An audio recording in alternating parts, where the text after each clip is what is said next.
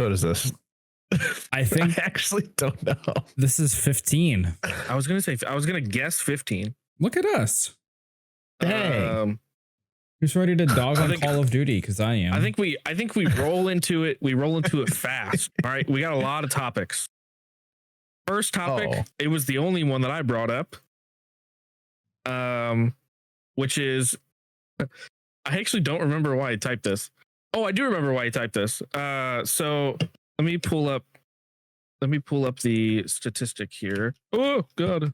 What's the topic though? Hold on, let me get the statistics first, and then I'll tell you. Oh my gosh. All right. Well, so while he's doing that. Okay. I got it. Okay. Oh, never mind. So the topic is Ninja, the streamer, his influence on football in real life.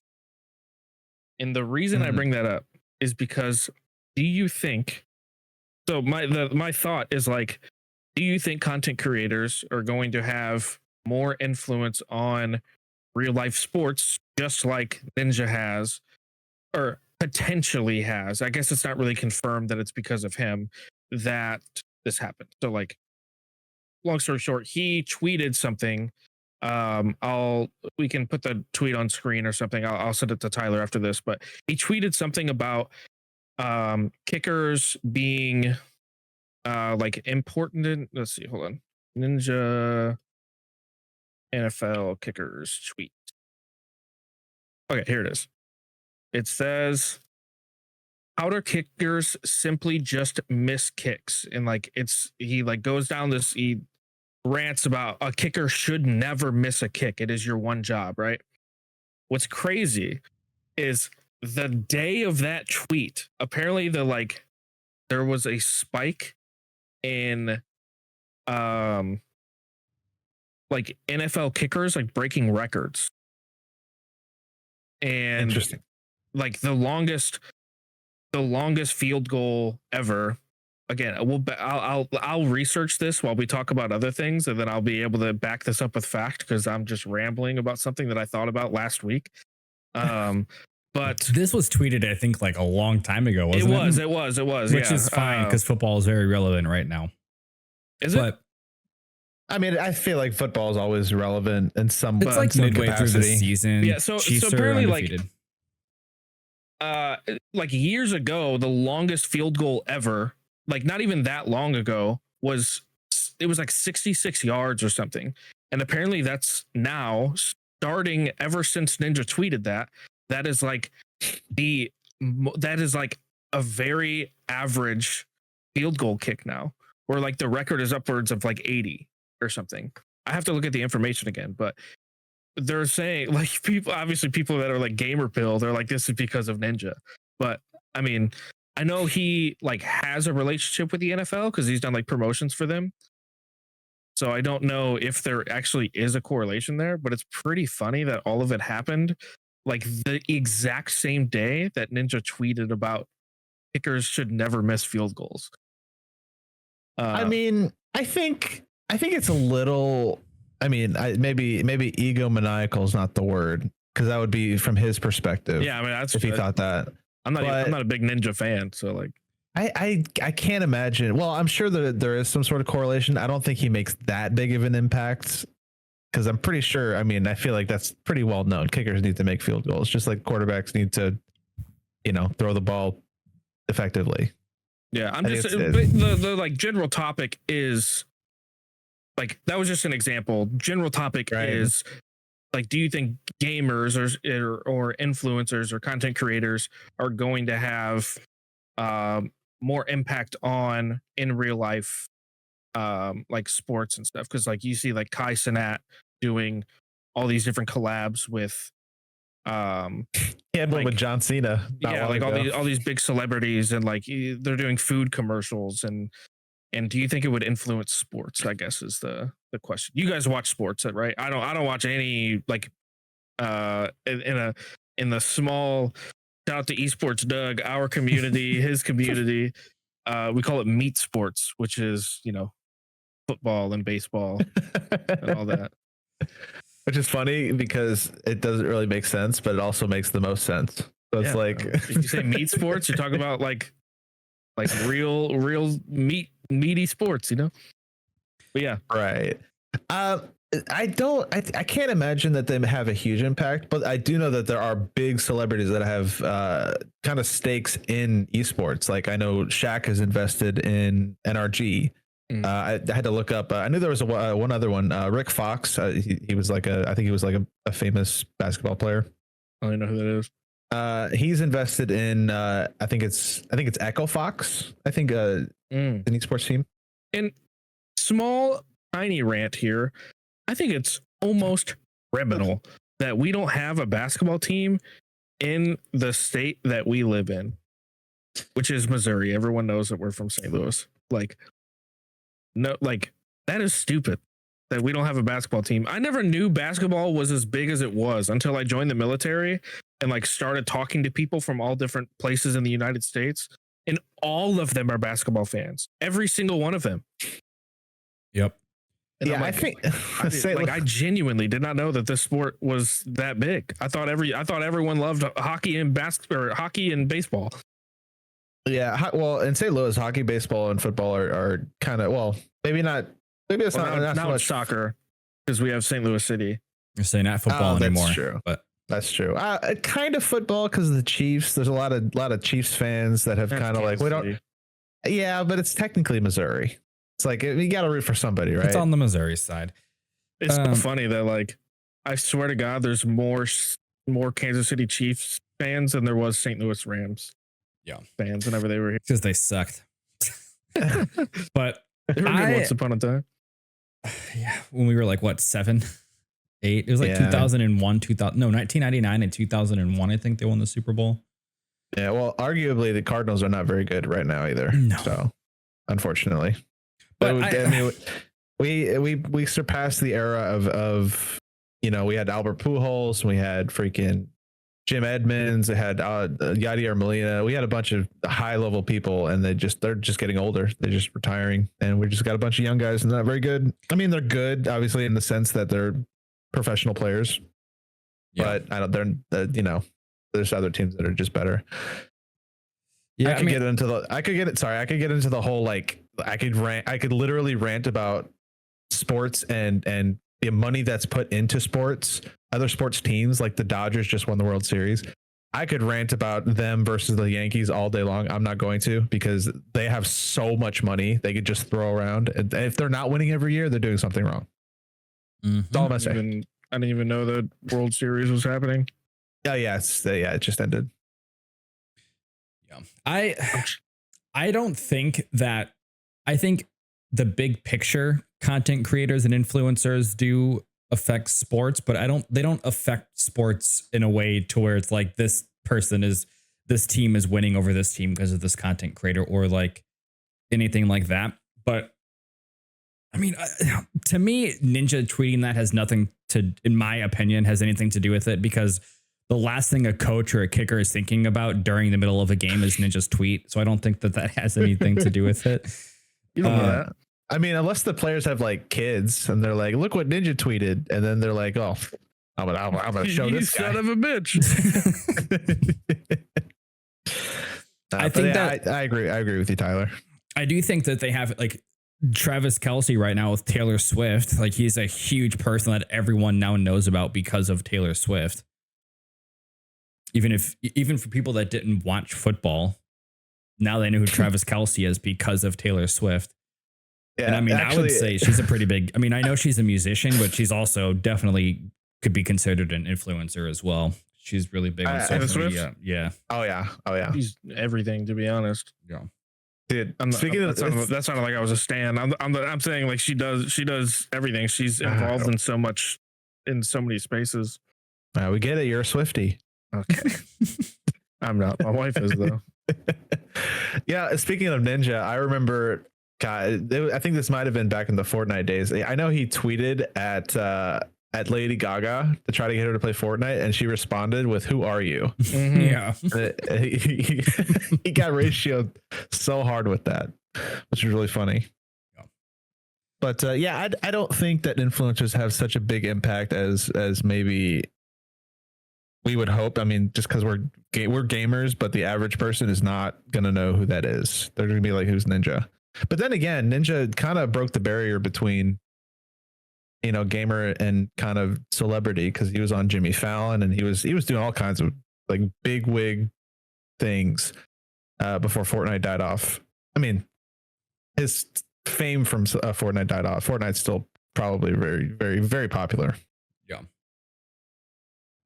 Yeah, I don't think its impact is that big. I just think it impacts sales of like jerseys, and maybe it even impacts ticket sales because all these content creators are talking about someone in particular.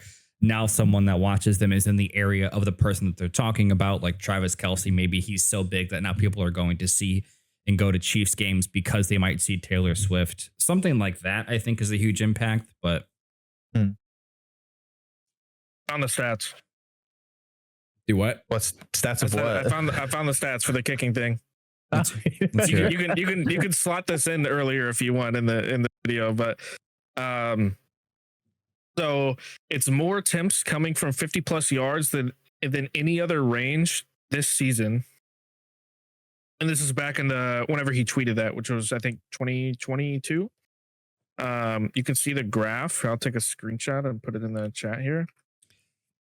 I just think it's I think it's just players getting better. I think that. But wait till you see the chart. Put it in media. Yeah, I wanna take a look at this thing. That okay spike where you can see where it just basically goes straight up. That's the day that Ninja tweeted that. What? I'm sorry, I'm not. We're not talking because I think I'm just trying to understand the graph. So this is like how many yards on average. So like if you look on the left side, this is how many yards were attempts were made at 50 plus yards. And then you can see like the yellow or the middle line that's like kind of in the middle. That's 20 to 29 yards. That's like pretty average in the middle of how often it happened. But then it was like right whenever Ninja tweeted that, there was like a massive spike of everyone trying to do 50 plus yard kicks. So basically the issue was that no one ever attempted it. Like no one was trying to do long range field goals because they were just like it's not possible. But then they were just like, hey, let's try it. And then it's like 30% of long range field goals, or 30% more long range field goals were being kicked, and 80% of them were going in, which broke like a record or something like that. That would be kind of wild if Ninja influenced that. I really don't think I doubt it as well, but it's just so funny that it's so coincidental. Yeah, that would be very cool if he made that big of an influence, but I don't think so. But I mean, that'd be pretty. Yeah, cool. it was just a good segue into the topic that I wanted to actually talk about, which there you go. Gamers influencing sports. But no, I mean, yeah, I that is very, very weird that happened the exact same day. And it's a freaking massive coincidence that happened, but there's just like no way that an entire coaching staff across the NFL was like, oh, Ninja tweeted this, and then we all have to start kicking more, risking the game to make sure we get that extra. Because from what I understand, they were just like, well, let's just try it. Like, let's just try kicking from further distances. And then they did, and like 80% of them went in or something like that. And they were like, holy shit. We would get tomatoes thrown at us right now if there were NFL fans watching us. Yeah, I don't think any of us watch football. It's just, again, it was just a good segue into the topic. I watch it. Sorry, I'll shut up. Anyways. You don't gotta shut up. You're giving Ninja too much credit. Yeah, I think he's probably getting too much credit, but yeah, okay. So I'm looking at this list of topics, and I hope you guys don't mind, but I really like the topic where the role of nostalgia. Why are remakes and remasters so popular? I think we should probably touch on that, because I feel like we kind of come from a golden age of gaming where we had so many things come out when we were little, and now they're just remaking and remastering a lot of the really good ones. Yeah, I think nostalgia, it's very simplistic to kind of narrow it down as to why. And it's because for me, like on the Xbox 360, there were so many different games coming out, and me just getting into gaming, like your first RPG is always going to be super special to you, and it's going to make you experience you're experiencing something that you have never experienced before ever in your life. Like your first FPS, your first this, your first that. So it's like, I feel like, I mean, me and myself, I like to go back and try to regain that experience all over again of what I felt at that time. Like now a first person shooter is just another first person shooter.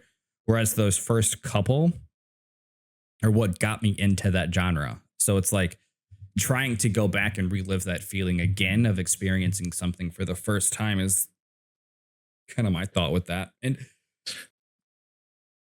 I think now we're just like, we get so many games nowadays to where back then, like back on the Xbox 360, I mean, I guess Steam really didn't exist back on whenever the 360 came out. So we didn't really have the options that we have now. Like we had Gears, we had Halo on the Xbox 360, we had Call of Duty, Battlefield.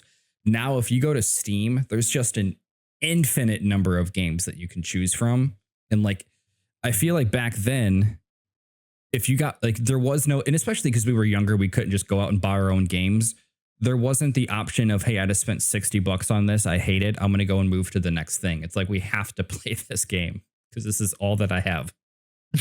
Right. Which also probably built some nostalgia a little bit versus giving a game, a day to try out. You don't like it, you move on to the next thing. So it's like you don't even give yourself the time to get nostalgic from it. But. Yeah. So my opinion of that is, I think the reason why they're so popular, and I don't necessarily think that popularity could be considered as a good thing. I think people they want to relive the nostalgia. So like they're so like hyped. So I know Modern Warfare 2, Call of Duty Modern Warfare 2, back when I was actually like playing it on stream, there were just a ton of people that are like, oh, did you hear about the remaster? They're going to remaster the game. When do you think it's going to come out? I'm just like, guys, okay. It's not going to be the same game. I feel like so many people want remasters that are just they're not going to be anything like what you want it to be. It's not going to be anything like, and it's not going to be anything similar. Maybe they'll have the same guns, maybe the same maps. It's not going to be the same feeling. The feeling is not going to be the same. Yeah. Right? I hate to bring up I hate to quote Blizzard with something that I agree with. But there was a point where like Diablo 4, like everyone, so BlizzCon was going on and everyone was anticipating Diablo 4 coming out. And they went on stage, they hyped up, they showed all the stuff about Diablo, they hyped us up, and then it turned out to be Diablo Immortal, which was a mobile game. And their whole thing, or no, sorry, I am misremembering this. Sorry, it wasn't that wasn't about, that was the you all have phones, right? That was that quote. What I'm talking about, sorry, was WoW Classic. They were talking because everyone wanted like WoW Classic servers. They wanted official WoW Classic servers. There was a bunch of private servers that Blizzard were like shutting down, so they were like basically annexing off anyone being able to play Classic WoW, and with no official support. So people kept asking, like, we want WoW Classic, and they went on stage at BlizzCon and were like, you don't want that. You think you want that, but you don't want that. And that's what I think a lot of like remakes and remasters are for people, where it's like, damn, I really want a Banjo-Kazooie and Unreal 5 remaster or something. Like, I want this game remastered, because like, at least for me, like whenever I think of remasters, I think of games that were ahead of their time at the time, and it would be great to play them in like today's thing, not Horizon Zero Dawn, or they're like their fourth remaster, or Skyrim releasing on next gen consoles. Like, that's the stuff that like aggravates me. But I think like people wanting, like you said, Modern Warfare 2 to be released, that to me, that's something where it's like, you think you want that, but I feel like it's not the same. Like, it really won't play the same, especially if they're going to use updated engines. Like, I think so. If we're gonna, I'm sure we're gonna talk about Call of Duty at some point. But like in my head, the best like quote unquote remaster of Call of Duty was Modern Warfare 2019, and I think that is the best COD that has come out in like the last 10 years. I think that game was amazing. And Yep. then Modern Warfare 2 came out, and everyone was like super hype about it, but they didn't release like any Modern Warfare 2 maps. All those came with the Modern Warfare 3 remake, and it was just a mess. But Oh, and just to add to that, there was the classic intervention sniper sound, but you had to buy that. you had to buy the sound pack. You had to That's buy the so sound pack. crazy. It was like $5. Like you had that in your files when you first made the game. Why was that? That would be the act. That's the. I mean, I don't know if he was the CEO at the time, but that's the Bobby Kotick fucking environment or culture that he installed into Activision Blizzard, dude. It's actually insane. Yeah. I mean, everything is about making money. Nothing is about the gamers. yeah. I mean, like in general, what do you guys feel like? Because I honestly do not mind remasters at all. And especially because like for your statement, Daniel, you just said you have to go buy a PlayStation, or you might go buy a PlayStation 3 just to play Metal Gear Solid 4. I did say that. Yeah. Like I put in we have a friend Discord, and I put in there earlier today. I was like scrolling through GameStop and VStock and like all these different, and like Slackers, which I think is Illinois and Missouri only store, looking for a PlayStation 3 because I really want to replay modern or Metal Gear Solid 4, which for some reason you can't emulate the game. You can, but none of the emulators run well. Like they either have sound issues, or the game crashes, or cutscenes are broken. There's artifacting. Like there's a bunch of issues with the emulators. And then they had it on what's the streaming thing that PlayStation had where you can like stream games? It's like part of an archive. PlayStation Now. PlayStation Now. but now yeah, it's so- PlayStation Plus now, but yeah. They had it on PlayStation Now for like a month, and I have gig internet. I have fiber, gig up, gig down, and I could not play the game on it. It was so laggy, and it was just unenjoyable. So I'm like, I'm about to spend $80 or $100 on a PlayStation 3 and then buy Metal Gear Solid 4 Mhm. just so I can replay it. It's my all-time favorite game franchise. And good luck finding a controller for it too. Yeah, well, I think I can use like an off-brand one potentially, hopefully. Yeah. But Yeah, there's probably third-party controllers out there. Yeah, there are. But that's give how me I a see Mad it. Catz. Yeah, there you go. To me, I want to I never played the earlier Resident Evil games. So being able to replay those and play through those without having to go back and deal with those janky ass controls that they had at first, like on the Yeah, tank N64. controls. Yeah. Like That was PlayStation. yeah, there's no way I Sorry, could play a game like Resident that. Evil is also my second favorite like game franchise of all time. So, except Resident Evil 3 remake sucked. All right, I'll say that. Which I So- heard that. Yeah. Play the original. So what makes a remake? Because I don't play a lot of remakes or remasters because it requires buying games, and I don't buy games.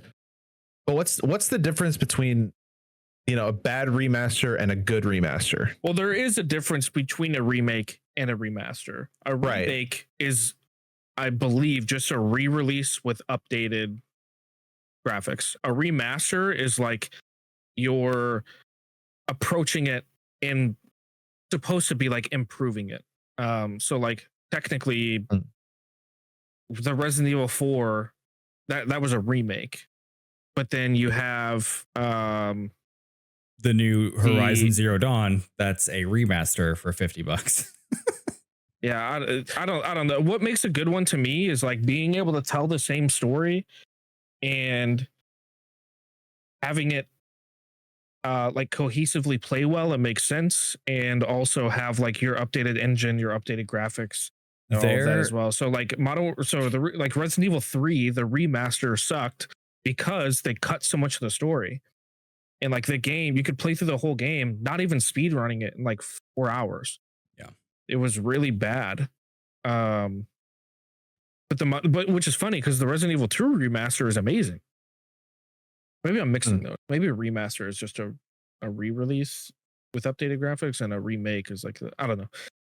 Regardless, Yeah, But- to me, a remake is completely remaking the game from the ground up, and a remaster is just making it go from like 30 frames to 60 frames higher resolutions. yeah. Let me But- look that up real quick. There was a game recently that I think did it completely perfect, and that was Silent Hill 2. So they took basically, because I think that game was first released like 20 years ago. But what they did for the remaster, or no, the remake, was they would take an area and they would extend the gameplay of that area when they couldn't do that on the original. So like on the original, there's like this little town, and they completely duplicated that for the remake. But instead of only having 3 out of 20 houses open to walk through, now it's like 18 out of 20 houses you can walk through, because back then the console couldn't handle having that many open buildings. But now Yeah. they kept that entire same open area, but then they allowed you to go through more houses, like stuff like that. But it stayed true to what the game was originally. The cutscenes were all I mean, the same, yeah. just revamped. Yeah, which that from what I makes sense. gather, that's what a remaster is. A remaster is faithful to the original content, for like nostalgia as opposed to a remake, which is being built from the ground up, like you said. I see. yeah. I mean, So technically, I had them flipped Yeah. originally. like technically Silent Hill 2 is built from the ground up because they completely remade it to obviously suit today's graphics. But to me, that was like a perfect remake. It's more about changing the content as well. I mean, yeah, that that's that true. would make it a remake compared to a remaster. Like, but Yeah, because yeah, I mean, I personally think that I think it's good. I mean, I also think it's important to get newer audiences in that way, because like for me, this is probably bad of me as a gamer and like an avid like movie watcher and stuff. Like it's really hard for me to watch movies from the 70s, movies from the 80s. Same thing with play video games. It's hard for me to play games that are from that time period as well. Like if I go back and play Conker's Bad Fur Day that was on Nintendo 64, like that's hard for me to play comparatively to now. So Yep. I think it's good. Do you mean like on the original N64, or do you mean like Yeah, on or the an Switch? emulator. What about on the Switch? I probably couldn't even play it on the Switch, to be honest. Well, if it was emulating Nintendo 64, then I think it would still be an issue. Except like I could make an argument for that though, what you're saying, because like you are playing it in a different way. You're playing it handheld as opposed to on a console, so like that could be appealing. Right. But like I think I have 4 retro consoles where they're like mini Game Boys essentially that have thousands of games on them. I never use them. Like it's hard for me to go back and play games that are that old, even if the convenience is there of being able to play it in my hand as opposed to like sitting down at a desk or on my couch or something. Yeah. That makes sense. Yeah, I mean, yeah, I feel like remasters are just kind of more fun to watch, whereas remakes are it's super risky to remake a game that is popular. I feel like remaking is like almost like a cash grab almost. Yeah, so if you think the way that I think of it is like the Halo show is a remake compared to like to like if they stuck to the original content and like built off of that as opposed to like trying their own thing, it would be a remaster if they like stuck to the original premise. Yeah, it's a shame what they did with that show, but it's fine. We won't get into that. No, I do agree though. I'll get into it once I finish watching it. Yeah, I do agree with the cash grab though, because I just bought the I literally just did it for like a video. I bought the Red Dead Redemption PC version. Dude, it's so funny. That's literally on my other monitor right now. I'm watching you play through that. So they literally just made it 30 frames to 144 frames, and they made it to where it was 4K, even though the game was made in 2010. So like you can barely notice the difference when playing from the console version to this new PC version, and yet they still charged $50. Like this should have been a $30 at most game that they just threw on Steam. Like it literally felt like they just ported it from the Xbox 360 and threw it on a PC. And then they charged basically almost, you can get Red Dead Redemption 2 right now for less than Red Dead Redemption 1, which is crazy. That is kind of crazy. And I feel like over half the price. Wasn't Red Dead Redemption 2 way more popular as well? Yeah. Yeah, I don't know. I think on a global scale, yes. Dude, can I derail for a second and talk about why the hell games are $70 now? I mean, I almost Dragon Age the Veilguard released. I almost want to buy it because it's $60 and not 70. I would rather just to make a statement. I would just go to EA Play and pay $15 or $20 for a month and beat it that way and not pay 60. Yeah, that's true. And I'm pretty sure it is proven that subscription service gaming does lose companies money. So I'm surprised they put day one games on them. Good for some of them because Jesus Christ. Because whenever I worked at Microsoft, that was a topic of, well, that was talked about, where it's like, are we losing money because of subscription based gaming? I wasn't too ingrained in the conversations, but they were being had. That is okay. This is a great way if you guys are ready to transition into Call of Duty. Yeah. Well, so yeah, I mean, let's do it. What I will I'll mention one more thing about that. Like, that being said, I think it is important. And like maybe this is going to make me a shill or something, but like it probably is a good time to get into those subscription, like Xbox Game Pass and stuff, because if they are losing money on it, I can see them removing first day release games on there because they lose money on it. So like if there is a game that came out recently that you're kind of hesitant on pulling the trigger on getting Game Pass on or not, like I would potentially do it, just to try it out before they remove it. I don't know if they're going to, but like I know Microsoft don't like to lose money, so. Well, I mean, if it's a subscription based thing, they're probably just going to upcharge like $5. They're going to come up with some like, oh, you get, if you pay extra $5 and that's what they did with Ultimate. Ultimate used to be 15, right? Yeah, now they made it 20. And actually, now I believe you can only play day one games on the Ultimate tier. You can play. You can. Oh, my light died. You can play it on so the, what do you call it? Black Ops 6 is playable day one on the PC Game Pass right now. I think that's because PC Game Pass only has one subscription. Oh my God, what are you breaking over there? I almost knocked my light over. I'm trying to plug it in.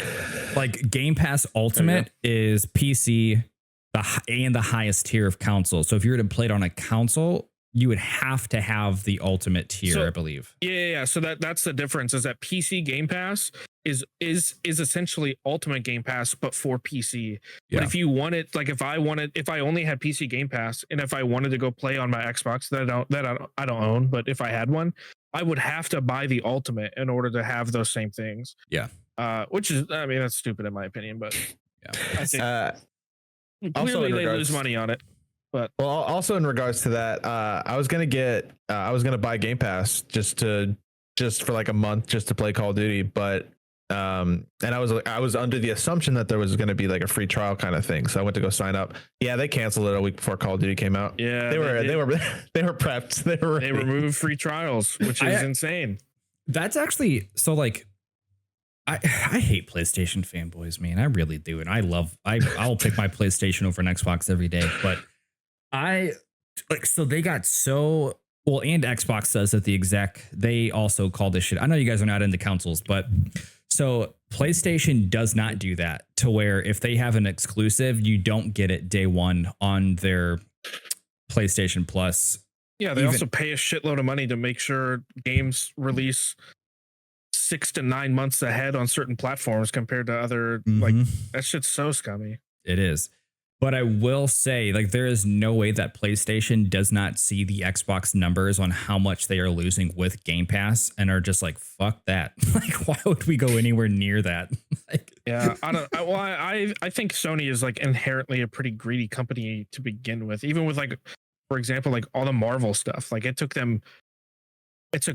Disney years to be able to negotiate a contract for them to release Spider-Man content, like to release Spider-Man movies that were in the MCU because Sony just wouldn't give them the rights to it. Not even the rights to it. They wouldn't attach themselves to the MCU.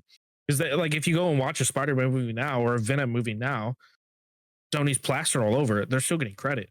Yeah. But it's like, why are you preventing them from releasing, like coming into the MCU because of like contract disputes? It's so weird. I agree. It's just unfortunate they make such good games. Like, yeah, just wait 4 years and all those games will be out on PC. Yeah, I saw this meme.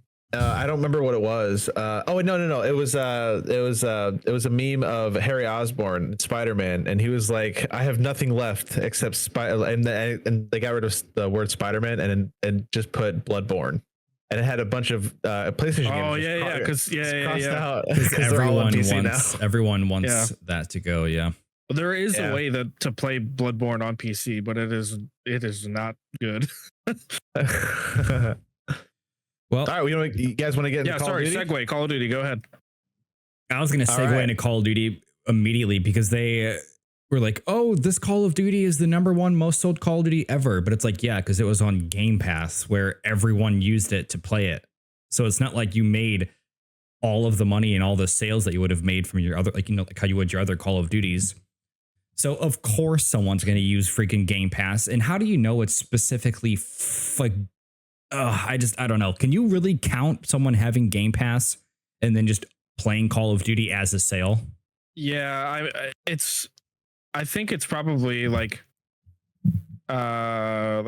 predatory marketing in a way where they're like, they count launches as sales, where it's like, oh, this person launched the game, like Sale. they purchased it, you know? Yeah. It's like, yeah, we're not going to count the fact that millions of these people already had Game Pass and they saw that your game was on there for free and tried it out. Like that's not like in all honesty, just thinking of it from behind the doors from a marketing standpoint, like there's just no way that you can't really track that they bought Game Pass because of Xbox unless like you went through each individual person that bought Game Pass the same day.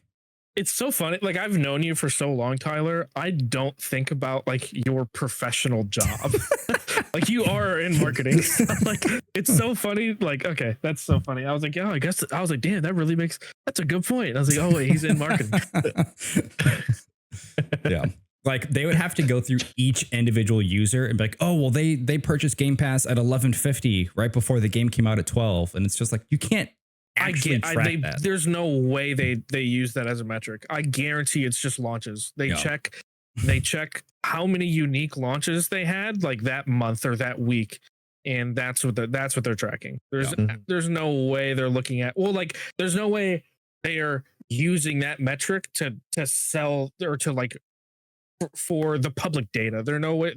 I guarantee they have an internal like metric or whatever that says like, this is how many people purchased Game Pass before the game came out, like a week, and this is how many people launched it.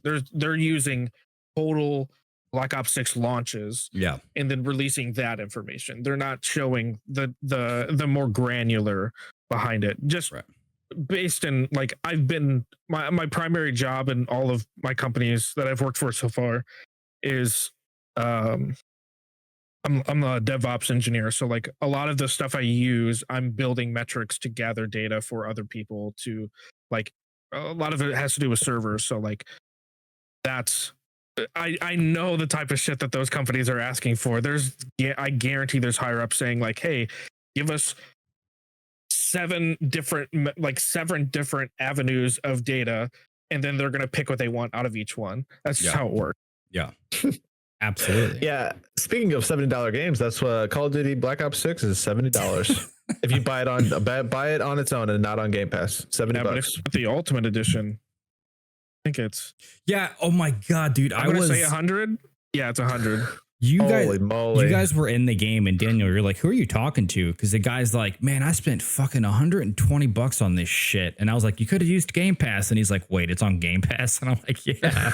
And he's like, Yeah, dude. I mean, I He's like, can't, like, "Fuck." is there a lot of marketing around it being on Game Pass? I think as long as you have Game Pass, it's literally all over the cover. Like whenever you launch PC Game Pass, it loads up with like the Black Ops 6 background. So like there's just no way you don't. I don't use consoles, so like I don't know if it's like on their homepage or anything like that. Okay. Yeah, I haven't turned my Xbox on in a while. But Oh man, that poor guy. yeah, he was like, fuck. That's But- funny. Wow. Man, okay, so Yeah. I'll let you guys if you want to get into or whatever you're about to say something, Brett. Sorry. You're totally fine. Go ahead. Because you guys will obviously have better verbiage and lingo for the multiplayer than I will, since you guys play a lot more multiplayer games. So what do you guys think about it so far? Dude, you're almost max. I think you might be higher level than me in multiplayer. Overall, you guys play more multiplayer games than I do, Okay. Yeah, I did a tier list of the multiplayers. which I agreed with pretty much the entire list. Yeah, I played all of them except for Vanguard, which I thought Vanguard, not even trolling, I thought Vanguard was a DLC to Cold War. I did not know it was a real game. I Anyways, go didn't ahead, even Brett. play it.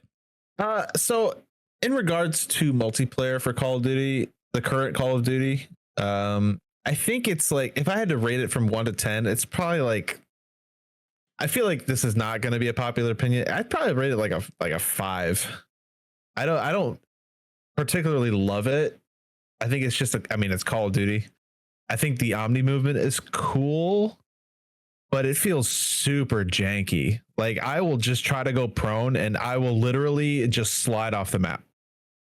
Yeah. And I don't mean to. It's just I'm moving. I guess I'm moving slightly, and the game's like, oh, you wanna slide? Okay, I'm gonna make you slide, and then I slide right off the map. Yeah, the problem with that is I don't know what it's like on console, but on PC you can set different keybinds for each movement, right? So you can have you can have a keybind for going prone, and then you can set a different keybind for diving. So it's a little better. However, I don't know if anyone does that. I have both of them bound to the same key. The same thing with sliding and crouching. You can bind a separate key to crouch than you can to slide. And there's times where like I'm literally just trying to crouch behind cover and I just slide across the fucking thing and I'm in the open. And it does get pretty annoying.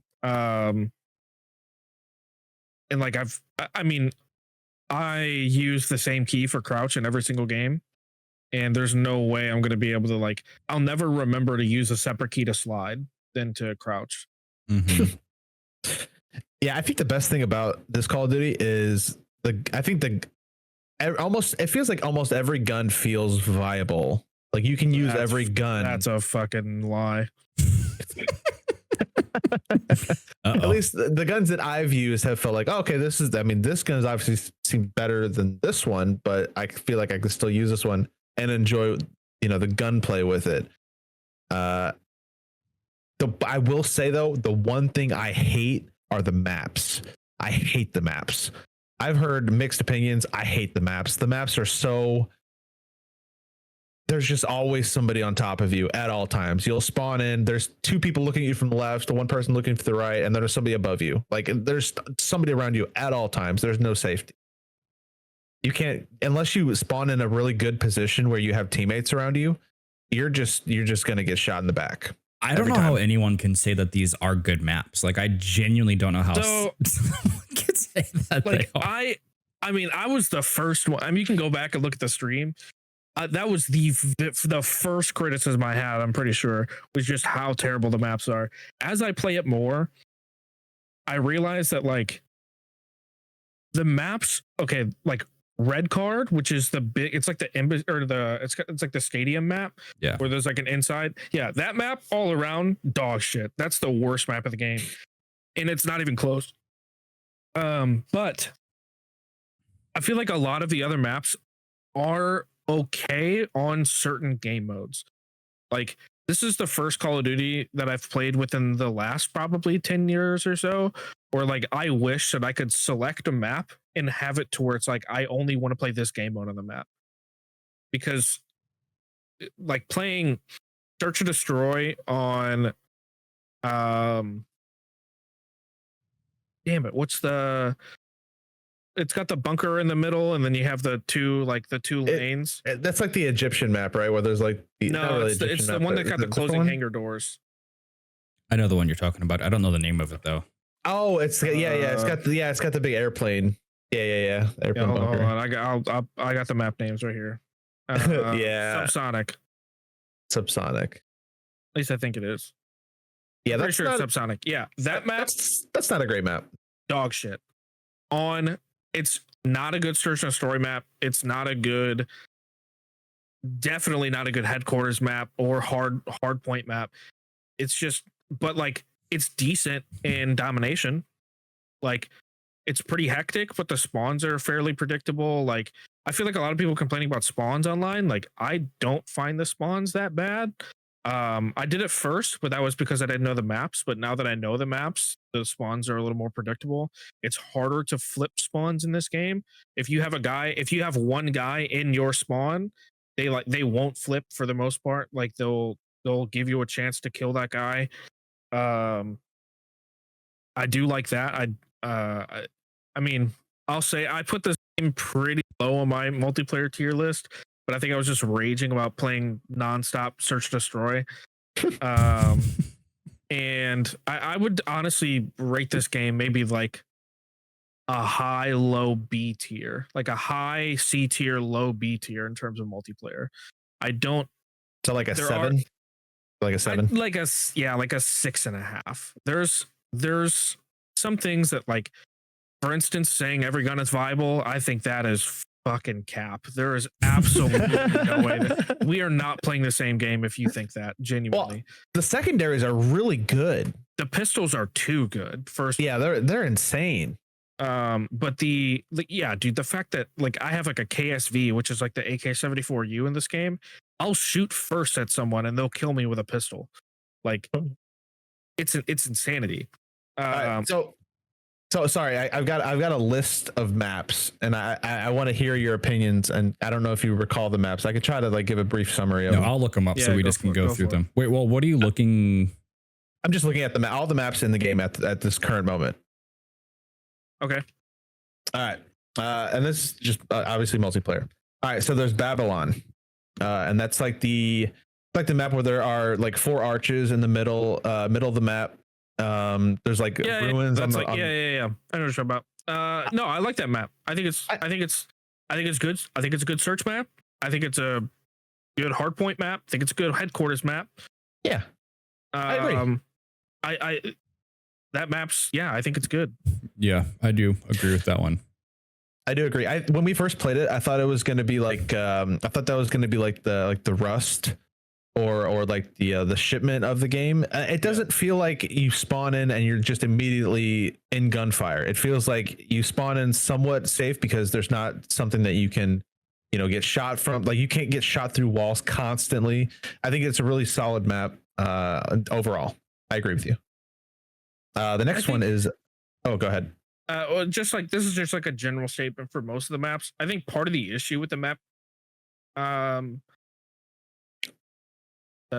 creation, what is the word I'm looking for? Layouts. I don't know. Part of the issues with the maps in this game is nowhere feels safe anywhere at any time. No matter what angle you're holding, there's not a safe. Like you can't hold that angle safely, which I think is what bothers me. I'm not trying to rat.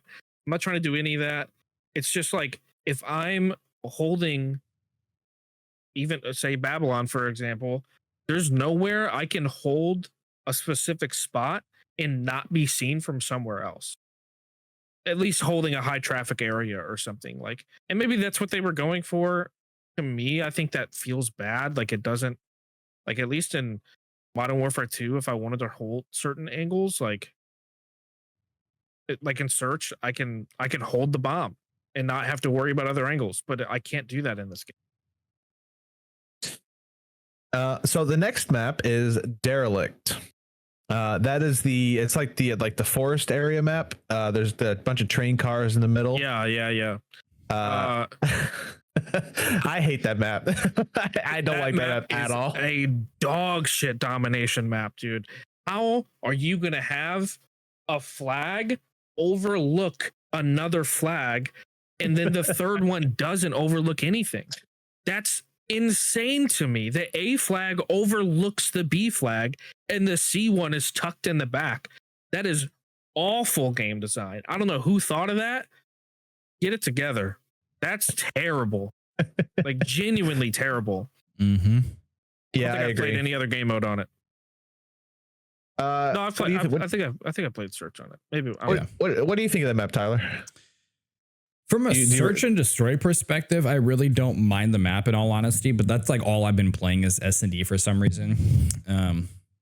Throughout the entire, which I'm hating more and more and more on this Call of Duty. Because like S&D, I mean, I played with Daniel, like we played S&D a lot back in the day. Like that was just such I think I like it so much because to me, it actually feels like a competitive game mode within the space of Call of Duty. Whereas to me, team deathmatch and domination is just running around. And unless your team is, I mean, I know that people don't really give a shit or communicate with S&D, but it seems a little bit more team based rather than just sprinting around for everything else. And also headquarters I like as well, or hardpoint. But I like team based game modes where it which Call of Duty is such a horrible game for that, but because no one actually communicates or says anything. But right, yeah, the only thing that people say are like slurs or they're just like complaining about how they're being shot from a direction, but they don't call out anything. Bro, there is no other game in existence, like genuinely no other game in existence where the most average person thinks they're a god. Dude, I will get in lobbies where someone's just running their mouth, talking shit constantly, and they're like 3 and 12 in Search Destroy. And it's like, who were you talking to? Like, there is absolutely no way you do good in any of the matches you play in. Why are you so confident? And like, I'm not trying to be toxic, but like, relax. Like, you are not good at this game. And dude, and it's every single match. People are just running their mouth, and it's like, dude, it's one thing when you're talking. You're a casual gamer. You're casual. Yeah, it's one thing if you're talking shit to people in the lobby, right? If they're just like if they're on the opposite team and you see they're on the opposite team, talk all your shit. You know, it's like, and then take it out in the game. But then when people start talking shit towards their teammates, like, well, what are you doing? Like, what are we talking about here? You guys like. I just have a background of Counter-Strike, of Valorant, like you all know. And like, if I'm 3 and 12, if I'm getting shit on, I'm not saying nothing. Yeah, you're I'm not saying sorry to my team for being useless, and that's it. I'm not saying anything. Obviously I'm doing call outs, but like, there's absolutely no way in any way where like I think I'm good at the game if I'm getting fucking destroyed. Right. I just wonder why, like, what are the deep roots of Call of Duty that cause it in this one game? No moderation. 100%, dude. They don't ban anyone for anything. And if they do, it's a temp ban, and like they're still able to play. Like in Valorant, if you say a slur, you are banned for like, I think first offense is 3 days, 7 days, then perma. Like, yeah, I think in Valorant, I think you might be able to get away with it with voice comms a little bit more often. But if you type, oh really? Yeah, they record voice comms. Oh, interesting. Well, don't you have to get reported for that as well, or is it just catches you? Always records.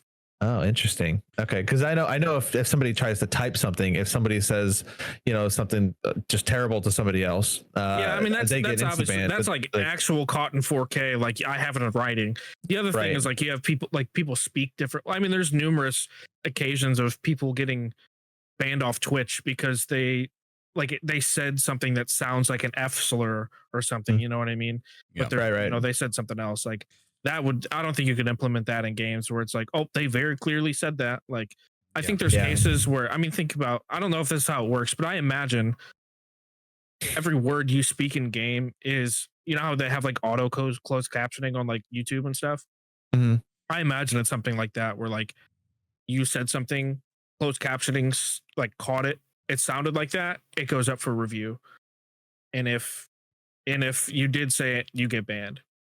I imagine that's how it worked. I don't know or how it works. I don't know for sure, but that's how, if there was a system like that that always records voice comms like Valorant does, like apparently Call of Duty does, it says that they do. But that's how I would at least go about moderating that a lot more. But I mean, dude, there's no fucking way that they banned it. There's absolutely no way they ban people for It's saying shit. I mean, it's almost like I don't think they encourage it, but they definitely don't discourage it. Dude, Like, you they had to- don't- You had to check the same 3 boxes I did whenever I launched Modern Warfare. It said, "Be nice, be respectful, and whatever the fuck else. Have good intentions or something." But it was, you know, Yeah, dude, like that's ain't it. no That's way. all there is. Yeah. I mean, even like by the- where the origin came from of it just being a casual game. Like, I wonder if it's just because Valorant, no one wants to have a miserable fucking time for an hour of a match. And yes, that's whenever you leave, you also get penalized for it. Whereas in Call of Duty, I think it counts as a loss, but who really gives a shit? Like, you can just leave and bounce right back in if you're not doing well. So I wonder if that's why there is, like, if those two reasons themselves are causing people not to really give a shit or communicate, because it's I just mean, you would hopping us in and three out. played that lobby. What was it, 2 nights ago or last night, where the person popped in and they said everyone in this lobby playing Search and Destroy is an F word, and like you all deserve to die, and then he left. And it's like Yeah, that's that, like I don't know, so man. funny, dude. Holy shit, fucking, I'm laughing like crazy at that. Like, Yeah. I don't know, dude. I don't get it. I won't take up too much more time. There's 12 total maps out in the game right now, and I don't want to take up too much time. So we're doing this. Oh yeah, sorry. Go ahead, Brett. So there's a Lowtown, and that I think that's the map with like the water and you Like can like Venice? swim. Yeah. I think that map's fine. It's okay. It's yeah, a fun it's search okay. map. The fun Yeah. domination map. I think it's really, really hard to it's really hard to catch up once you're behind it in that map. If they get kill streaks, you are screwed until they actually, go that's away. a good point. It is pretty easy to lock people down in like domination. It's pretty easy to lock people into their spawns on that map, Yeah. specifically if they're on the side that has not the, like, if you, where you have to, well, I guess they both have a bridge, but, or like on the left side you have like the shed where you have to jump to the boat and then jump again. Yeah. If you're on that side, it's really easy to lock people in. Yeah, overall, I think it's fine map. If it was just guns, no kill streaks, I think it would probably be one of the better maps. But that's just my thoughts. The next one is Payback, and that's like it's like estate almost. It's got the big house in the middle, and that's where most of the gunplay is. And then there's like the garden on the right side, and then the left side is like a cliff, but then there's also like a little area to fight in. I personally hate that map. That's Because- another map that it's very easy to lock people in on. I mean, that is one of those maps where I would get spawn trapped for 6 spawns in a row because someone is just on. God, I forgot the side it is, but it's the side where the cliff is on your left. Yep. So it's like someone can peek to your right and just constantly just spray bullets into the spawn. Honestly, just dude, kill my everyone. number one strat in that map is like if the cliff is on my left side, like where you'll fall on the left side, I am running indoors. I'm going to the left. I'm going up those little mini stairwell, and I'm just hard aiming over that thing and just locking people in their spawn. They Yeah. still spawn there. They will still constantly spawn there, and I mean, it's so easy. Yeah, that's one of the best shotgun maps in the game. Yeah. At this point, I hate shotguns. I've always hated shotguns in every iteration of Call of Duty. Any game I hate shotguns. I don't think they have any place and like in any capacity. That's me and snipers, dude. So I disagree with you on shotguns because there at least is some sort of aspect that makes them to where you can outplay them, which is like if they're around this corner, like if they're playing close quarters, you like there is a way that you can play to get around it. With snipers, they can play close range, long range, medium range. They can one shot you at all of those ranges, and the time to kill is instant. That is unfun in a game that's supposed to be competitive. And I know Call of Duty's casual, and I'm making it more competitive than it should be. But that's just how I am as a person. Like I play. We talked. Brett was streaming earlier, and I talked about it in his stream. Like I make Mario Party competitive, where like oh hell yeah, I'm shit talking my friends if I'm beating them in Mario Party. It's just who I am as a person. It's really hard for me to take something casual. Yeah, I think one of the biggest mistakes that I don't know if it was Call of Duty in general. I don't know if it was. I don't know who like started it, but I think it was the ability to take off the scope and put on a red dot on a sniper. I think it was one of the biggest mistakes. And what are you doing? I dropped my camera cover and I'm trying to find it. Oh, I was like, you're acting like there's like a rat under you or something. Trying to find my lens cover. Oh, I see. I'll find it later.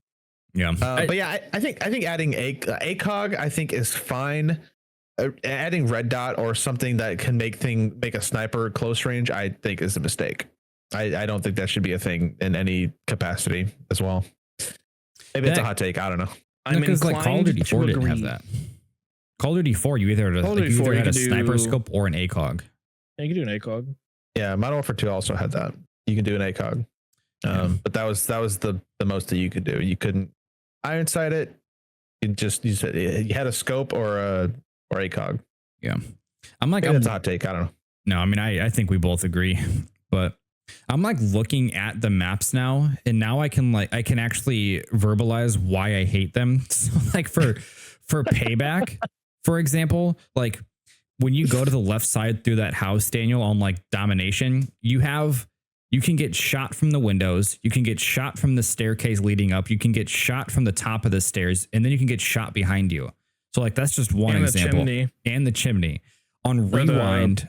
Fireplace. Yeah, and then on like Rewind, which is like Burger. Is that Burger Town? Like it's something like that. Yeah, you have all those shops. Like a strip mall. So like you have the middle lane right through the street where there's 7 shops you can get shot from, and then on the right hand side there's the alleyway, and all 7 of those shops have back doors that go into the alleyway. So it's like it's so chaotic and just awkward and weird to play through these maps. I think one of the best maps in the game. I'm just looking at them right now. I think Scud is one of my favorites. I actually don't mind that one. Scud's decent. Yeah, I've seen a lot of flack about Scud, but I think it's good. I think it's a good search map. It feels like a classic search map to me. Like it feels like classic Call of Duty to me. Yeah. I think a lot of it has to do with the aesthetics of it. It just that's probably it as well. Yeah, it just feels fun to play on. It's just everything is just cool to look at. Yeah, and if we're gonna bring like Rewind. Fucking Red Card, dude. Red Card, genuinely worst map Call of Duty has ever made, and I will take it to my grave. I would agree with that. You can put in the comments if you disagree. You're wrong. I'm so serious, dude. There is no worse map. It is way too big for 6v6 or 5v5. It is half of the map is pointless. There's a ridiculous amount of verticality that doesn't need to be there. The bomb sites are, if you're talking search, are just they're too far apart for it to matter. Like the rotation alone is annoying. There's like, even while you're rotating, you walk out the front door. I mean, you can legitimately get shot in 180 degrees from almost everywhere on the map. Like, dude, half of the map is pointless as well. Like the outside section is just useless. Like on the stadium like side, the little stage on the outside. Oh yeah. Like that point, the only reason why it's viable in any other game in Search and Destroy is because they put a bomb down there. But like if you play domination, if you play headquarters, or not headquarters, but if you play like domination or like TDM or kill confirmed, like pointless. There's literally no reason to go down there. Dude, I sat in the center of the map and ate, and in what was I eating? It was while you were streaming, bro. I can't remember what it was. Oh, was it noodles? It might have been noodles. I think I remember you talking about ramen or something. I was eating pasta, and I ate this entire bowl of pasta and did not see a single person in a fucking in a kill confirm game. Like the inside where like it has like the red carpet that arcs, like wraps around.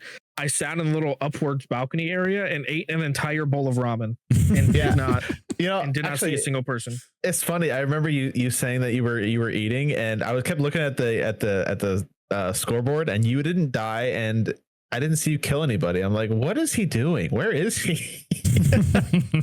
I guess it makes sense. Did he spawn in yet? Yeah, dude. But that's kill confirmed, and I'm in the middle of the map.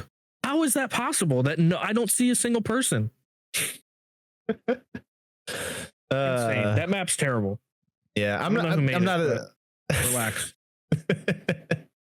What would help that map? What do you think would help? Deleting half of it. I'm not even trying to be funny. Like genuinely deleting half of it. Like cut it down the middle and readjust some lanes, but just delete half of it, and I think it'd be a viable map. Yeah, some of these maps, looking at them, I think some of them are just either too big or too small. I think that's, and there's like some that feel kind of like right in the middle. So like Scud is one of those, and I feel like Protocol is also one of those maps that feels like it's almost right in the middle. It almost feels like it's a little too big. I think the reason why Scud feels good is because the map is big, but you can see all of it pretty much. Like if you like, there's two sight lines, one on each side, where you can go in like a little perch basically and see the entire map. And right, I think that's good. People kind of complain about open spaces like that. I think that's why Scud gets so much flack, is because it's pretty open. But like, I think they did that map well. Like, you should be punished if you're running out in the middle like that. And there are other avenues that can get you to the places. Not as fast, but I mean, there are other avenues you can take that are safer. And right, yeah, I mean, I think Scud is a really good map for Black Ops 6. Right. All right. So there's 3 more maps. I'm gonna go them really quickly because we've been on this topic for a bit. So the last 3 are Skyline, Fault. I mean, it's not your fault, dude. Skyline, Fault, and Vorkuta. Skyline is that's like the mansion on the hill or whatever, right? I guess that could also describe Payback. The one with the pool. Yeah. I don't mind that one at all, actually. It's okay. It's fine. Yeah, I think it's fine. I hate the kitchen area. I hate the kitchen area. Hard point on that shitty. Oh, dude, I hate that part of the map. Yeah, it's impossible to take over. You have to flank. You cannot run into them. There's so many places for them to just head glitch, unless you're like dumping util, but it doesn't matter because if they have trophy systems, then it does. I mean, it just completely nullifies it. So it's like, okay, we'll just play for the next one. Other than that, I like the map. Although I don't like the elevator part either. I think that's completely unnecessary. It's pointless. I think the underground part is also pointless. Yeah, like that's something that could have been left out. They've tried to do that on like most of their maps this time for some reason. It's like almost every single one of them has some sort of under part to go into. Yeah, it's like why? I don't know why. I think like maybe they've seen success with some of the water maps where you could like swim under a lot of it in like Modern Warfare 2019 or the other Modern Warfares. I miss that one so much now. But there's like, dude, listen. The map that everyone complained about in Modern Warfare it was the highway with all the cars. Mm-hmm. You know what I'm talking about? That does not even compare to Red Card. Red Card is significantly worse than that. Is all I'm saying. Was that one? Oh man, I don't know. That's the one that everyone complained about in Modern Warfare 2. The remake. Modern Warfare 2. I hated that one, dude. I think that map is worse than Red Card. I think the only issue with that map is that the cars respawned every round in search, and every like I actually didn't mind that map that was much. like the one map I always did good on for some reason. I was actually gonna say, like, I think that's the map that, like, I got I think I got like 4 or 3 nukes in Modern Warfare 2, and I think 2 of them were on that map. Like, I don't know what it is. Like, probably because it's 3-lane, and I'm used to 3-lane from playing like Counter Strike and stuff, and like it's easy to kind of judge where people are going to be at. But, Right. like, yeah, I don't, that map felt fine to me. Like, Yeah. So the second to last map is Vault. That's the map where I think there are two, like, there's just like two that one. massive buildings on the, like, I think oh it's yeah, like, yeah, that's like the Egyptian one or whatever, right? yeah. There's two buildings on Defender side, and they're just useless. Why are they there? They shouldn't be there. They're good to watch those 2 avenues, but that's pretty much it. Like, That's it. Like, they can just sit there with a sniper and just chill all game, because nobody is going to run back there to kill them. Nobody. They're just not going to run in their sideline. They're just going to fight in the middle, because that's what most people are going to do, unless they have like a vendetta against you and they want to kill you. I think it's fun. It's a fun domination map. I don't like it in Search. Yeah. Last one is Vorkuta. I don't like that one at all, personally. That's the one that has like that's a snowy one, right? Yeah. It's a snow map. Yep. That's a snow map. No, that map sucks. It's too big. Again, yeah. So that's the thing. It's actually map. it's big, Oh. and sometimes it doesn't feel big because like the spawns I feel like are kind of close together. But like playing around out on the map, it feels insanely like. I feel like maybe it's not big. I don't know, dude. I don't like it. I'm dying out of spawn constantly. But like the map feels large. Yeah. I think it's I don't know how to explain it. I think it's just how they lay the map out, because Black Ops 1 had that pretty big, decently sized snow map. But that one still, from what I remember, only had a right outside lane, a left outside lane, and then a building in the middle. Yeah, the middle building. Like, that's it. Whereas I And feel a like lane these are and just like it was like a big circle, the lane that connected all of them. Yeah. And these just all seem so scattered. Like, it's like there was no strategic. It's like they just threw a map together without even thinking about the objectives that a player would have to do. Dude, what if it comes out? This is the first time Call of Duty or Activision or Treyarch, Infinity Ward, etc. Insert 7 companies that have made Call of Duty. What if they come out later on and this is like the first time that they used AI map generation or something? Oh my god. That would be wild. That would not surprise me. Honestly, at I think all. they should say that, even if it's not true, because it would explain why a lot of this is terrible. Yeah. On game modes, because dude, so I was talking about this. I'm sorry, I talk a lot, and like I just get on top. We get on topics that like I am like passionate about, and then I feel like I hog the mic, but I have a lot to say. Let's and I'm hear sorry. it. That's the point of this. No, I don't forgive you, but it's fine. Go on. So I think we talked about this on stream, because we did a 3-person stream on our Twitch channel. No. Did we do the Twitch stream? I don't Or think did we do actually only ended the YouTube. Okay, so we did the YouTube stream, not the Twitch stream. So probably Twitch stream coming soon. Follow us at Gamers Hollow Podcast.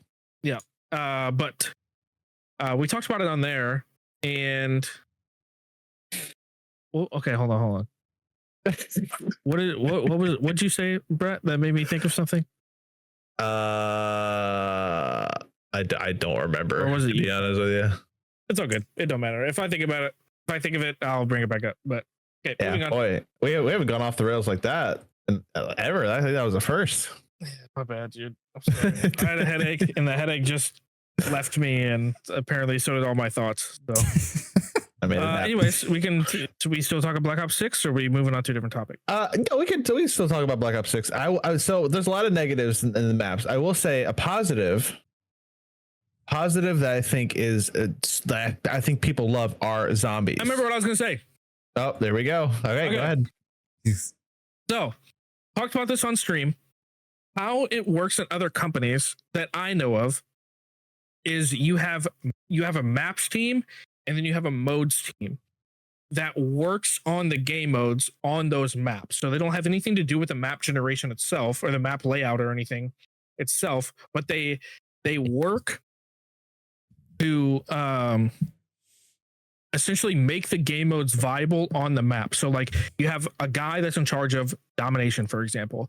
He's the maps team creates the map. They're like, here you go, domination guy. Make this a good domination map. And like that's that guy's sole job, is to make a good domination map. I don't know if that's what Activision / Treyarch / Infinity Ward / Sledgehammer, whatever, Raven. I don't know if that's what they do, but I almost feel like that's what they should do, because having certain maps, and like granted, it is challenging to create a map that's good on all game modes, because I feel like that's a lot of, like, you have to think about, well, okay, well, you know, I can't have this line of sight here because that would, you know, be too overpowered, which clearly didn't happen. Whatever they were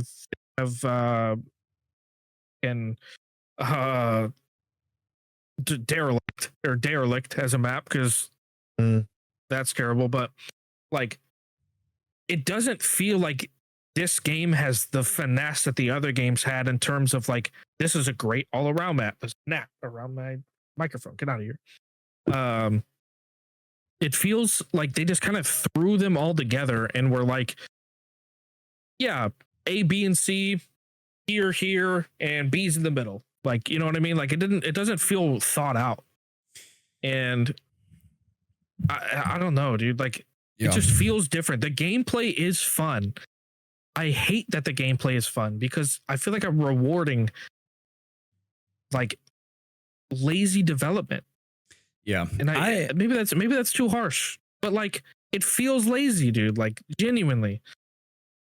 Yeah. I could see that. I feel the same way. Like I fucking cannot stand the S&D on this game, but I still play S&D every day because I just like the way that the game feels.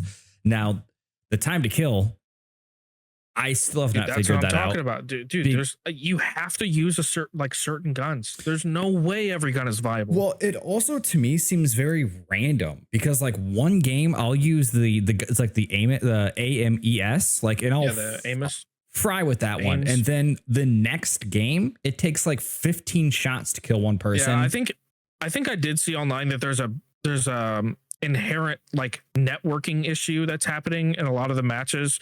For instance, if you have packet loss on like the left side of your screen, that game will likely feel like shit. Every game that I play that has that packet loss thing on the left side of my screen, I am getting insta killed. Like there is almost no, like I will maybe get a bullet off before I die, and we'll see each other at the same time. And like most of the guns at most ranges are 5-shot kills. And there's times where I feel like I am laying into people and they're just not dying. And like, yeah, I think that's part of the issue. What you're talking about, Tyler, is I think it's like a networking issue with the game that it's just, I'll use, like you said, the Amos, I'll hit marker out of here, Nat. I will hit marker someone, it feels like 7 times. Oh my, tonight in particular, I have set my controller down after being killed and like just stared at my screen in disbelief because I would lay literally half of my clip into someone, then they would turn around with the same gun or a submachine gun from further away and kill me in 4 bullets. And it's like, what? Yeah. Honestly, yeah, that sounds about right. Yeah. The search in this game, I think the reason why search in this game doesn't feel good is because and maybe it's like this in other Call of Duties, and I just never noticed before, but I feel like I'm in the menu more than I'm actually playing. Like it's like a full like minute of guy gets last kill. You watch a last kill cutscene that's in slow motion. Then it goes to like brings up the scoreboard, switching sides. Then you got a time like a cooldown for that. And then once you switch sides, you load in, and then you got to wait 7 seconds for the round to start. And like during half that time, you can't even like edit your class. When going through any of the cutscenes, you can't edit your class until you're actually standing there in the game. I can't pass the time doing other things because I can't edit my loadout. And Like, I don't know. It's just the only time you can edit your loadout is if you're alive or if you're spectating. But if you're spectating and the round ends, it kicks you out of editing your fucking class. So, You know, do you think with the switching sides thing, do you think it's like reloading everything? And the map is you don't think it's just reloading everything, and that's why it's taken. They're like, no, I think that was a conscious design choice that they made it to where it takes. Even if it was reloading everything, it takes. I mean, you're what, closing doors and respawning cars like that. That does not take 30 seconds. It takes at most 4 seconds, like to reload all those assets and put them back to where they were. I gotcha. Like there's no way it takes that long. no. By the way, how long have we been going? Shit. What was the first recording? Probably like an hour and 20 minutes. Okay, that's not bad. We should do a tier list where we like rank every map on Call of Duty. I think that'll be fun. Yeah, I'm down. I agree, Every but- Call of Duty, holy shit, dude. but we need to do that in like a short video or Not something. right now. Yes. Yeah, not right At now. some point. That'll be so much fun. And like, I so- would love to see you guys' perspective on Valorant also, like ranking Valorant maps. Oh, that'll be an interesting one. That would be. That's- I may get yelled at for that. No, I just want to hear It's Daniel. weird because I know the lead map dev too, so it would be.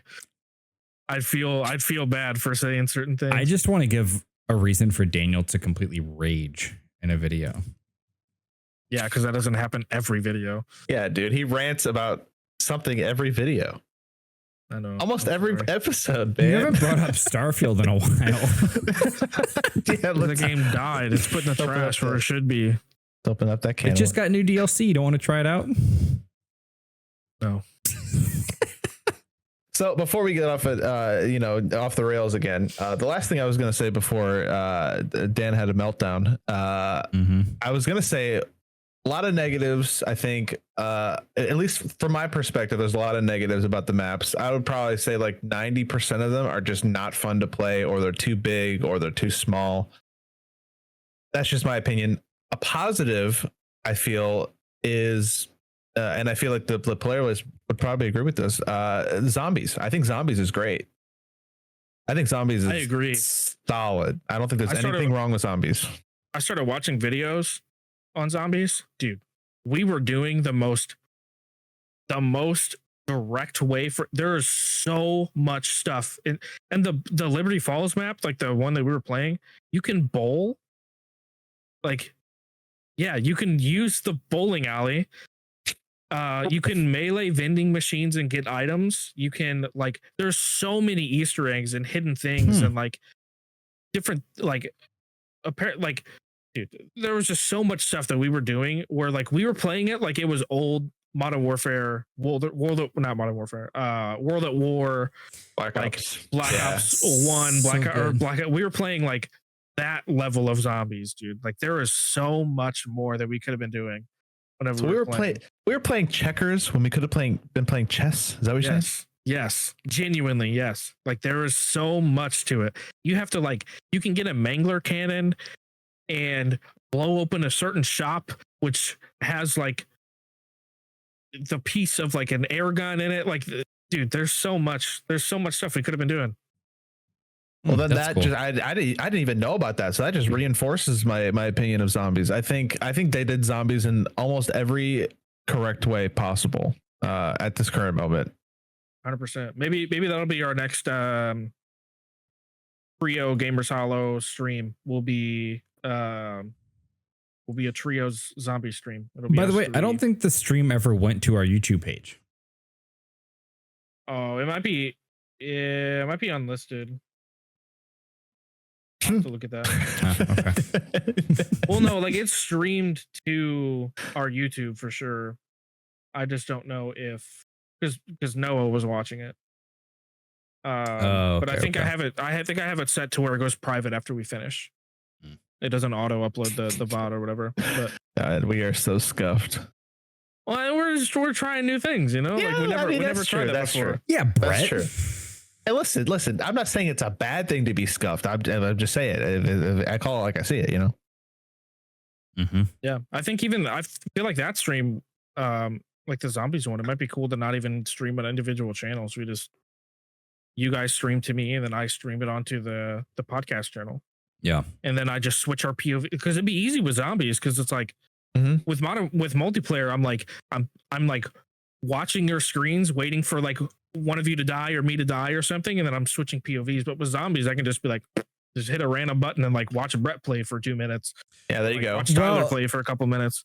Well, for zombies, I honestly wouldn't even mind personally if it was like each individual person in one video, because like that's how people used to play it, was like, you know, the co-op Yeah, on like one split screen. Like, yeah, that was a huge thing when Yeah, I zombies think what first I came would out. do, I think what I would do would, this would take a bit of like coding, but I could make it to where it'll have all three of us, and then in a random time interval of like every 45 seconds to like 2 minutes, it'll pick one of us at random to load our to show our perspective.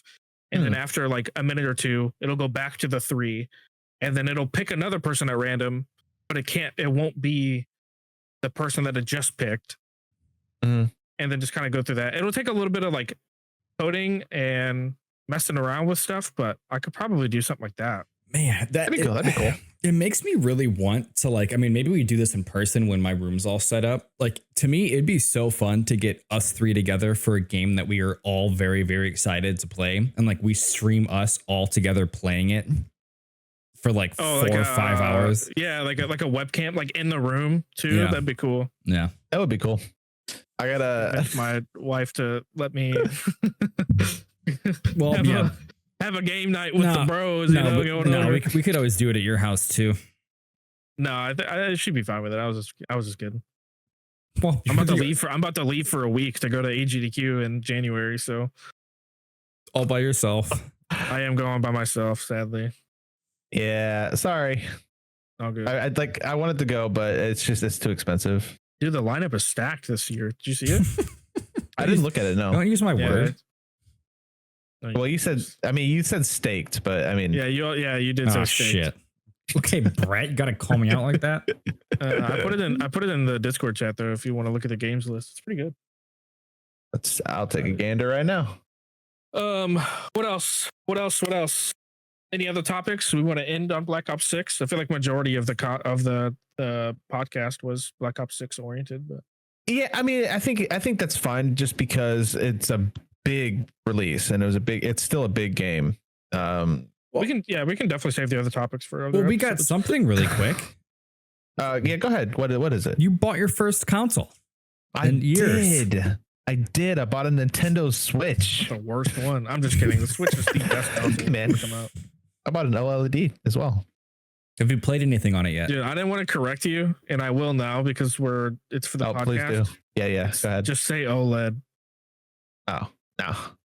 I mean, that's like Ubisoft or Ubisoft. I don't remember which one's the right one or wrong one. I just say Ubisoft. Well, I'm or just talking Ubisoft. like from like a tech perspective. If you say OLED, like even me as a tech guy, I'm like, what? Oh, well, I mean, Just OLED. maybe that's the goal. Maybe it's like to confuse people. Like, what's that? Oh, it's an LED. But I did buy a Switch and I bought a Pro controller. I actually streamed on it tonight. Mario Party. Oh, you bought a Pro Yeah. controller? Yeah. Dude, Pro controller. Maybe this hot take. I think the Switch Pro controller is the best newest gen console controller. It feels better than the PS5 DualSense, and it feels better than the Xbox controller. Yeah, it feels like a classic, almost like a mixture of the classic Dude, I just love Xbox the 360 thumbsticks. controller, and yeah, the thumbsticks are really good too. But yeah, I had to buy a controller because I heard the joysticks are not great on the little Joy-Cons? Joy-Cons. Yeah, I think they're good. I think the Joy-Con joysticks are also really good too. What's up, Tyler? I was gonna say, I'm just so curious to see what they do with the Switch 2, because it's apparently so many rumors saying it's going to be announced this year that a Switch 2 is coming out. yeah. I was told to wait for the Switch. I was told to wait for the Switch 2. I looked it up. There's just rumors. There's not even an announcement date. If they do announce it, it's not going to be until like 2027. 2 years. Yeah. So Well, not just I'm that. not waiting that long.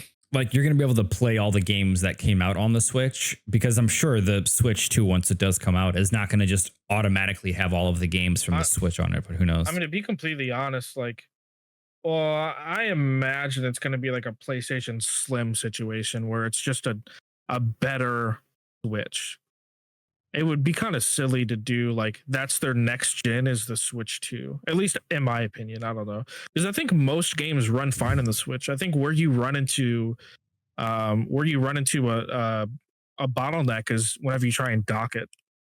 I think docking it is like that's whenever it scales it up, and that's whenever you start seeing like like artifacting on like Breath of the Wild and Tears of the Kingdom. Like you'll see frame rate drops and stuff. That's what it's because it's scaling it up, right? I think that's whenever you run into the issues. But I am ready to play Zelda on Unreal Engine 5. dude, I think they're kind of got taken down by Nintendo, but I'm pretty sure there was a way that you could play Zelda, like you could play Breath of the Wild 4K, like 200 frames, and it looked crazy.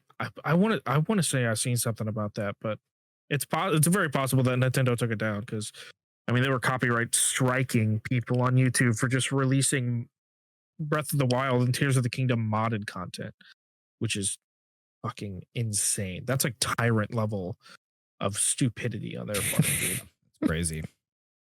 Yeah, they don't play around with their content. That's IP, intellectual property. Yeah. Okay. It's a shame. I would like to be able to. I'm kind of afraid to put up Nintendo stuff on YouTube, but you'll be fine. It's the only reason that stuff got taken down was because it was modded. Yeah. Oh, that makes like sense. they modded like multiplayer Tears of the Kingdom and multiplayer Breath of the Wild, which there isn't. That does not exist. So they like had to mod the game files in order to add that in, which is why they took it down. I see. Well, so tagging on to that, is that why the modded Modern Warfare 2 was taken down? Because it was like content, but it wasn't their created content. Well, yeah, it's a breach of like IP law. So you're creating something that you don't have the license for.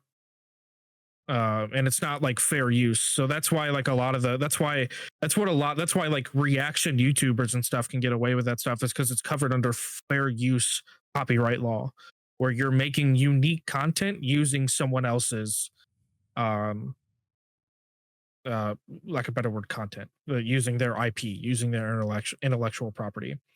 But like if I were to make like just rip a straight like I'm going to restream this entire movie onto YouTube or onto Twitch, like that's a breach of copyright. But if I upload content around that movie and changing it a little bit, that is like still technically copyright, but it's covered under the fair use copyright law, which makes it legal. So I'm guessing like whenever you see a video that's flipped, like a movie that's flipped completely, and it's like, does that qualify as not copyright, or is that still copyright? That's still copyright. Okay. Because I mean, I've seen it flipped on YouTube, but that also reminds me, on Twitter, sometimes I'll see just a random Twitter account will be like, "Fuck it, fuck it, here's the full B movie." yeah, I know what you're talking about. Yeah, no, that is against copyright law. They will get in trouble for that. I see. Okay, that makes sense. There's ways that you can get it. There's like, I forgot what article it is. I have it in because I have a React YouTube channel with my wife. Wait, what is it? It's in our description of our video. It breaks down the copyright fair use law. What's the name of your React channel? I shouldn't have mentioned it. It's Turnasi Reacts. You'll see me where I ordered a hoodie because we have merch on my website, turndo.pro. I have merch for all of the different content that I'm involved in, and we just released a new hoodie, which I'm pretty excited about. Heck yeah! You can also get Gamers Harlem podcast merch there on turndo.pro. Turndo.pro. There you go. Heck yeah! I don't think I have anything else that I want to add. I think we should probably wrap it up. Any other topics would extend this another hour. So yeah, Yeah, we could save it for next episode. there we go. Heck yeah. And we're probably going to do a tier list for the Call of Duty Black Ops 6. I'm down to do a couple tier lists and then just break them up into different videos. I think that'd be cool. Heck yeah. Heck Look at yeah, us looking brother. at thinking of content in the Look middle at of us. content. Look at us. Love that. Look, we're really growing as content creators, you know? You just look at us. Okay. Goodbye, everybody. Thanks for listening. Thanks for watching. Leave 5 stars. Bye. Thumbs down.